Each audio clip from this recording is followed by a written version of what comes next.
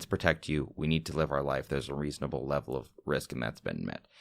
Before the vaccines, I was ready to start opening up society to a much greater extent than we did, start figuring out how to live our life with an acceptable level of risk. Once the vaccine came out, the risk disappeared for those that wanted to disappear for. I know many people will disagree with me, you included, but I'm ready to move on in this conversation. If you had a final thought, happy to hear it. I think other people have different reasons as to why they want to continue taking the precautions that I'm they are happy taking. with them to take the precautions. I just don't want them to force me to take the precautions, which, to your point, it's a collective. Well, and it's the inverse is also true, right? Because if we open according to what you're asking, then you're forcing them to take those actions, because by opening up, you're exposing people to even more risk than they currently would. And so I think that conversation is still to be had. I agree that we're coming out of this, hopefully. They don't and I need think to go outside. They can Zoom calls and DoorDash delivery. Nobody needs to come to my birthday. I think that's a nice world to live in, but people do grocery shop, right? And you're going to run into people there. I know, crazy that people eat food, and so there's risk that opening up carries, because everything is connected to everything else. The same way that you're purporting individual liberty means we should open up, I think individual liberty also means that by opening up, you're imposing a cost on other people. And I think there's a balance to be done there. And you come down on one side and I come down on the other. All right. Yeah. It's somewhere on the spectrum. Another left-wing word that I've adopted in my vocabulary. We're all on a spectrum here of where the balance point is. But I wanted to switch over to climate change here. And climate change, I think, is such a loaded term. If you remember back to middle school, I was forced to watch An Inconvenient Truth, Al Gore's shocking documentary in class. And at that time, I was a very trusting middle schooler, and I thought we were going to make all of these changes and fix the climate. We didn't make those changes. So I see a lot of people that just think, well, if the world didn't burn up like Al Gore said it was going to in his documentary I was forced to sit through in middle school, climate change / global warming isn't real. Climate change is used all the time. It's used in advertising. It's used in news media. What does climate change mean to you? Is it something we should care about? If you say no, I'll be shocked. Yeah, I'm sorry to disappoint the shock value, but we need to be very worried about climate change. Where on your priorities list is it? Top 3, maybe. Whoa, okay. Yeah, it's probably like family, whatever, climate change, and so that's crazy high. Yeah, well, without a proper climate, we're kind of all screwed, right? You can't have other priorities if to use your words, we're all dead. Granted, it didn't happen. We're in 2022, but we're trending towards... We have survived climate change up to this point. Yeah, we're trending towards disaster, right? The oscillations and fluctuations in, I guess, broad weather patterns are just ruining lives and costing billions and billions of dollars every year. I think that one thing that we're not talking about enough is the benefits of working towards solving climate change. That's where I want to take this conversation, because I'm in. I think a lot of people, whether or not they're gonna be like, oh, the earth is getting warmer, how does this impact me, whatever, the tools to solve climate change, many of them are there. Oh yeah. And also are economically aligned. And so we talk about let me give you my pitch. We talk about a lack of opportunity for middle-class jobs in this country, right?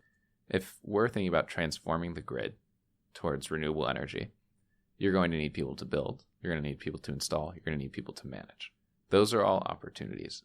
There is a massive, massive overhaul that needs to take place, right? In all parts of this country, whether it's with renewables or putting in batteries once the technology is, as amazing as it needs to be, that we can, sort of move off fossil fuels entirely.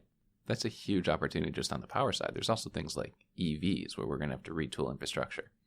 I think economically, even if you don't believe in, the science, which I think is overwhelming at this point, even if you don't believe that, there's a huge economic incentive to be the global leader in addressing climate change. Let's parse it. Let's start with the science, which neither of us are scientists, but I wanted to touch on briefly.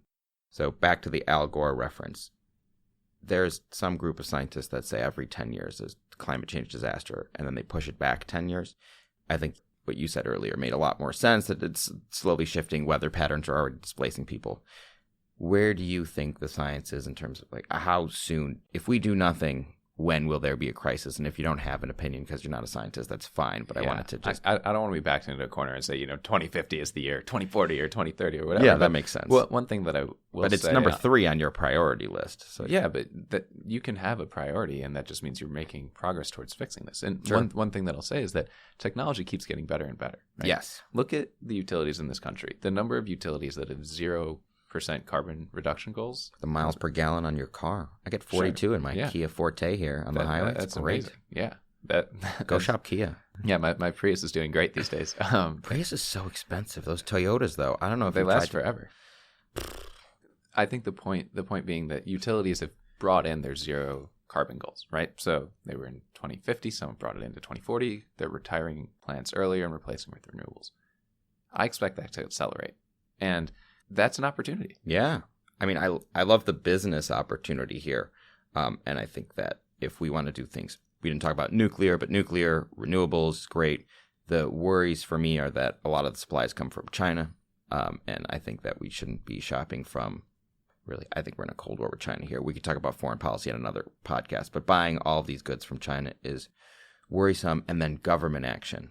So I guess the rapidity at which it needs to be done will obviously be faster with massive government investment. I think there's business sense to do things in a renewable way anyway, and we're trending that direction. Yeah. So that might be more of the difference between me and you. And I also think the reason I asked you for your year is because my year, I think it's just farther than yours, and I care about my grandparents. I want them, my grandkids. Yeah, hopefully both. Both, but my grandparents I'm not worried about climate change for. My grandkids, I want them to live in a habitable planet. Obviously. Mm-hmm. Yeah, so, I wasn't going to make the moral argument there. I think most people are going to be down to preserve the earth for their grandkids and kids. Yeah. Well, it depends on how immediate you think it is, because there's so many things that are higher on my list of need to be done before addressing climate change, which brings me to another question I wanted to ask you is how important is addressing climate change in America when the biggest polluters are elsewhere, overseas? What we do in the U.S. is very important. Are we the global leader in carbon emissions? No. I recognize that. But what we can do is provide workable models for what other countries can do, where we're building our grid this way. It works well here. It doesn't work well here. We're lucky enough that we have the resources that, we can either change it or try smaller experiments, right? We have regulatory infrastructure that enables pilot programs with large amounts of capital being invested. Other country regulatory regimes are different. Maybe they're more challenged. Maybe they're not. It depends on which country. And I think that what we do has an impact elsewhere. And so, not in China, we're the biggest polluters. Does it have an impact in India? Probably. Does it have an impact on these African countries?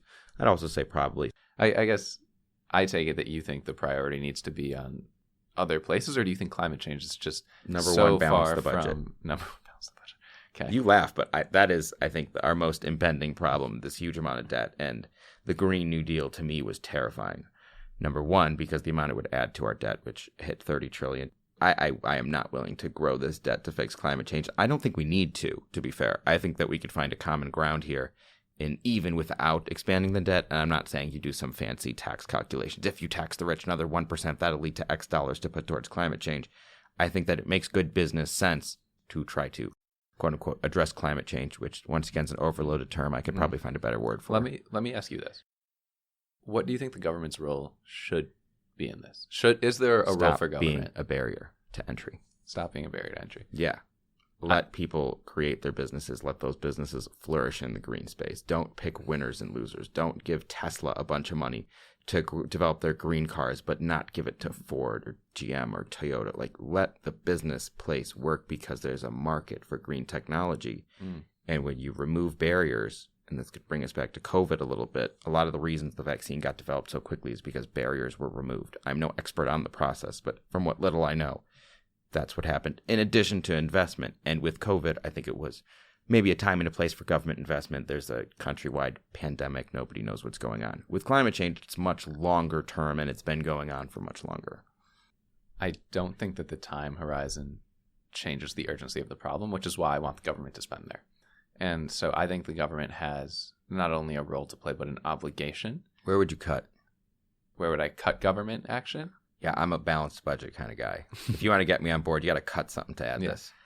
I'm not going to go through and cherry pick budget lines, but the point that I want to make about government role is that they currently are doing some things that are very effective, right? If you look at the price to install solar, right, or wind or batteries, it's come down on an exponential curve, right? And part of that is that the government's providing tax credits for putting in these renewables, and that your leads, also broadly, okay. Yeah, like large scale solar developments. Large scales, I think, are more effective than the individual ones. They are. Yeah.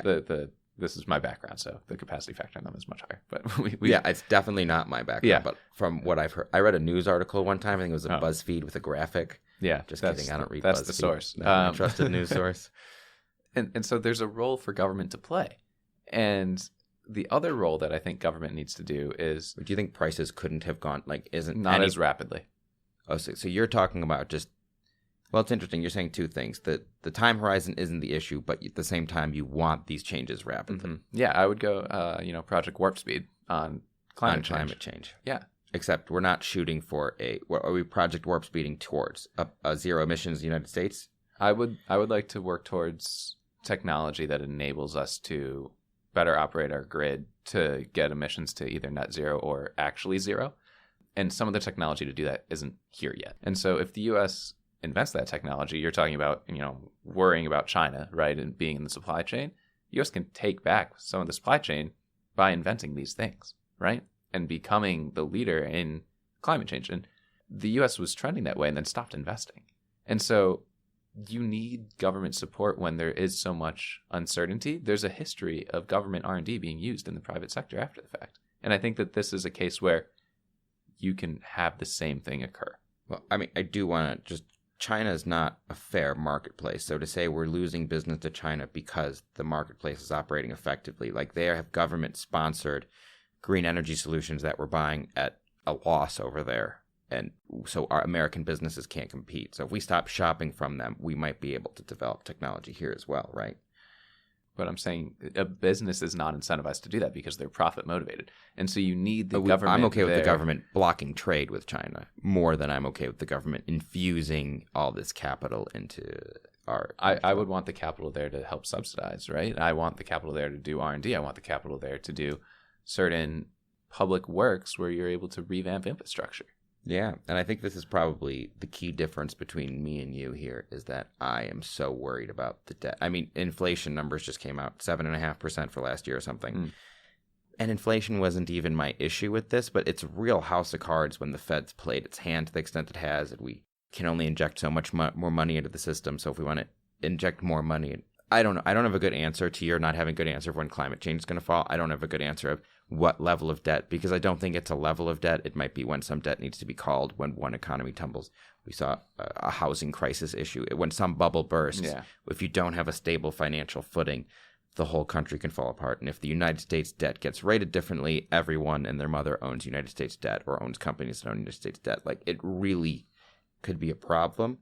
And you're saying climate change is like the hill that we are going to have to die on? Why are we not stopping spending? I want to slow spending in all other areas. I don't think there's an issue where we need to completely cut spending. I think Medicare and Medicaid has ballooned more than other areas of our spending. So that's a nice area to say we can cut from, but it's politically infeasible. Climate change is, I think, the area where people on the left side of the aisle want to spend the most right now. So that's where I see the biggest concern, is because you want an Operation Warp Speed, something incredibly expensive. This is probably what you want to spend the most money on. 100%. This is the issue. But I think the return on investment is high, right? To speak in the terms of the private sector. Could be high, yeah. I think has proven to be high over the last couple of decades in terms of where you're seeing costs go and also the U.S.'s ability to reduce emissions, right? I just feel like there's such high upside here that if there's a place for the government to step in and act, it is on this, because the risk is high of inaction, right? It's a collective problem. And also, the government shoulders large-scale risks better than any other institution in the country. I want to make it a little more realistic, because we're not going to have my ideal solution of a perfectly balanced budget where the business marketplace takes care of this, and we're not going to have your ideal solution, which sounds like it's trending towards a Green New Deal, Operation Warp Speed. I think you're right in that neither of us are getting our ideal solution. So what do you think we could do? What should we push for as policy students?